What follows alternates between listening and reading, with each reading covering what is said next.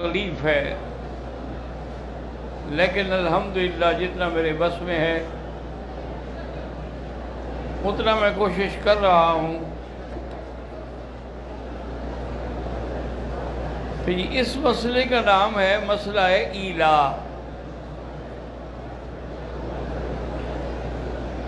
جب اللہ تبارک و تعالی نے فتوحات عطا فرمائیں اور کافی علاقے فتح ہو گئے، اسلام کا الحمدللہ بول بالا ہو گیا،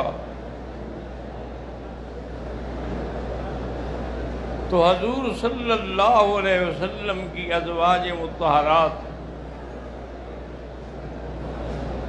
نے اکٹھے ہو کے سوچا کہ ہم حضور پاک کی خدمت میں عرض کریں کہ اب تو الحمدللہ وسائل زیادہ ہیں اور ہمیں اخراجات کے لیے بالکل وہی کوئی چیز مل رہی ہے جو پہلے ملتی تھی۔ اگر ہمارے مہینے کے اخراجات کو بڑھا دیا جائے تو ہمیں بھی آسانی ہوگی اور آپ کو اب بڑھانے میں تکلیف بھی نہیں ہوگی۔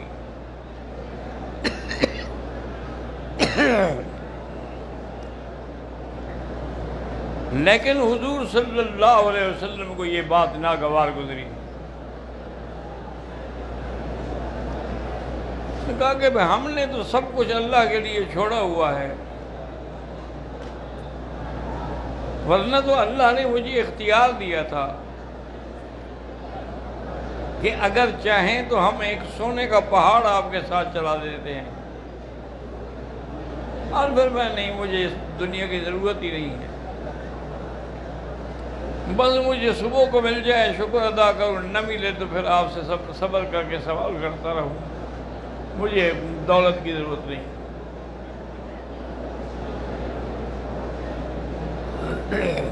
تو حضور صلی اللہ علیہ وسلم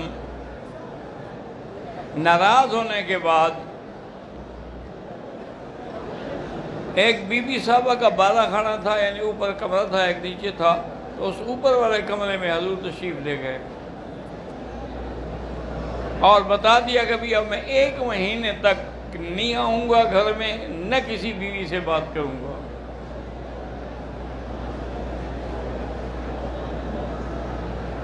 اب اس کا مختلف باتیں اڑنے لگ گئیں، تو بعض صاحب نے سمجھا حضور نے طلاق دے دی ہے۔ حضرت عمر رضی اللہ تعالی عنہ اپنی بیٹی کے گھر میں گئے، بی بی حفصہ ان کی بیٹی تھی نا، حضور کی جو بیوی ہے۔ انہوں نے کہا دیکھو میں نے ہمیشہ تمہیں ڈانٹا ہے کہ اللہ کے نبی کو تنگ نہ کیا کرو،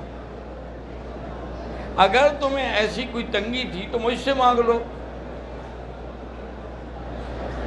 اور آگے بھی تو حفصہ تھی نا، حضرت عمر کی بیٹی تھی، انہوں نے کہا آپ ہمارے خاندانی معاملات میں آپ کیوں دخل دیتے ہیں، ہم جانے حضور جانے۔ حضرت عمر رضی اللہ تعالیٰ خاموش ہو کے چلے گئے۔ آگے آئے، دیکھا تو مسجد نبوی میں اور مقام صفہ پر صحابہ بیٹھے رو رہے ہیں۔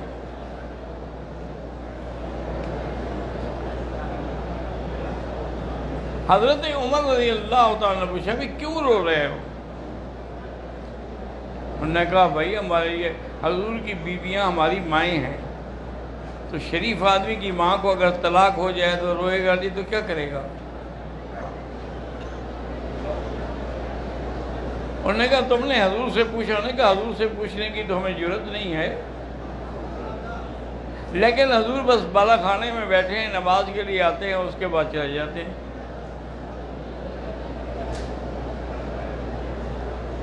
حضرت عمر رضی اللہ تعالیٰ عنہ کہتے ہیں کہ میں وہیں آیا جہاں حضور ٹھہرے ہوئے تھے،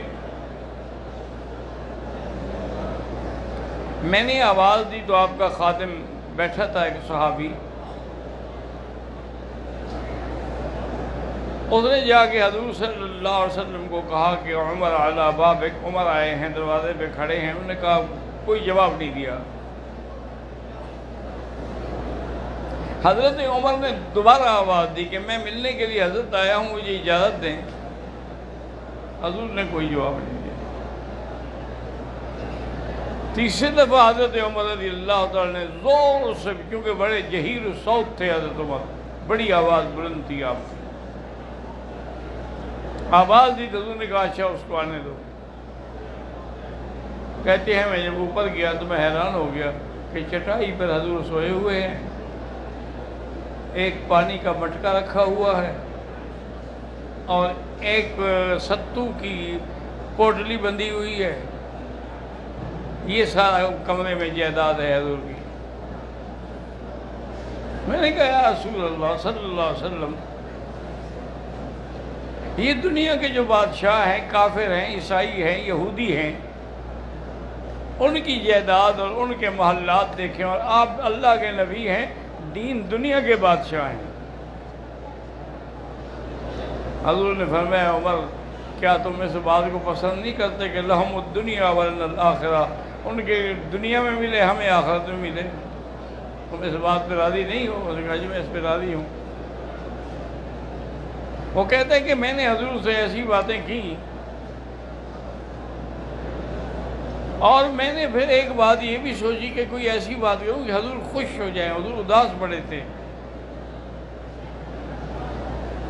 میں نے کہا حضور عورتوں کو آپ ہی نے تو سر پہ چڑھایا ہے، ہم قریشی لوگ تھے، ہم لکڑی کے ساتھ ان کو سیدھا کر دیتے تھے، آپ نے مارنے سے اور ان سے سختی کرنے سے منع کر دیا، اب ان کا دماغ خراب ہو گیا، وہ آپ کو ہی پریشان کر رہی ہیں۔ حضور مسکرائے، حضرت عمر خوش ہو گیا کہ چلو حضور کی طبیعت تھوڑی سی بہل گئی۔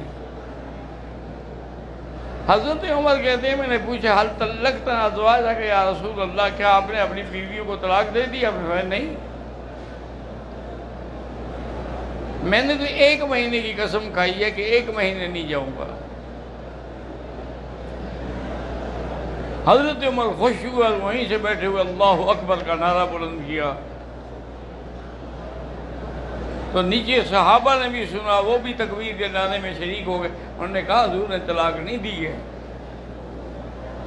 تو سب صحابہ مطمئن ہو گئے، خوش ہو گئے۔ اب بی بی عائشہ فرماتی ہیں کہ میں تو حضور کے فراق میں روز ایک دن گنتی تھی، بھی آج کتنے دن ہو گئے، آج کتنے ہو گئے، آج کتنے ہو گئے۔ 29 دن ہوئے تو حضور پاک اپنے بالا خانہ سے اترے، اور یہ آیت مبارک اس کو کہتے ہیں آیت تخییر۔ اللہ نے فرمایا اپنے نبیوں کو، بیویوں کو اختیار دے دیں کہ تمہیں دنیا چاہیے یا آخرت چاہیے۔ اگر تمہیں دنیا چاہیے تو آؤ مجھ سے طلاق لے لو اور دنیا بھی لے لو، اور اگر آخرت چاہیے تو پھر اسی کوت لا یموت پہ گزارا کرنا ہوگا۔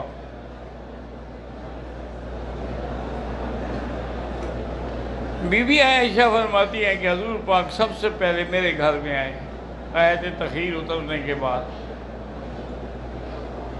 کیونکہ سب سے زیادہ حضور کی محبت بھی تو بی بی عائشہ سے تھی، حتیٰ کہ حضور نے اللہ کی درگاہ میں عرض کیا کہ یا اللہ آپ کا حکم ہے کہ عورتوں میں عدل کرو، میں سب میں عدل کرتا ہوں، لیکن اگر کسی کی طرف دل زیادہ مائل ہے تو وہ تو میرے بس میں نہیں ہے۔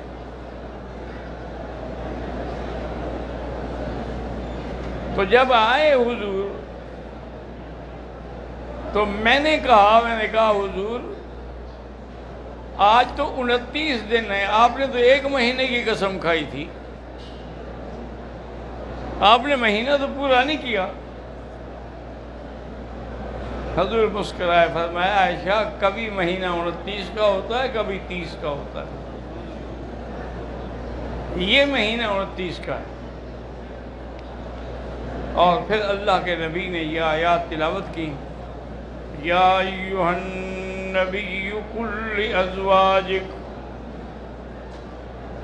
ان کنتن تردن الحیاۃ الدنیا وزینتها فتعالین امتعکن واسرحکن سراحا جمیلا۔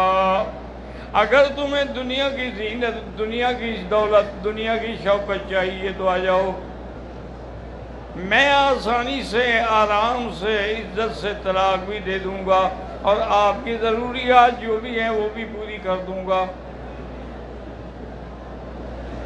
وَإِن كُنتُنَّ تُرِدْنَ اللَّهَ وَرَسُولَهُ وَالدَّارَ الْآخِرَةَ، اگر تم اللہ کے رسول کو چاہتی ہو اور آخرت کو چاہتی ہو، پھر اللہ نے تمہارے لیے بہت بڑا اجر محفوظ رکھا ہے۔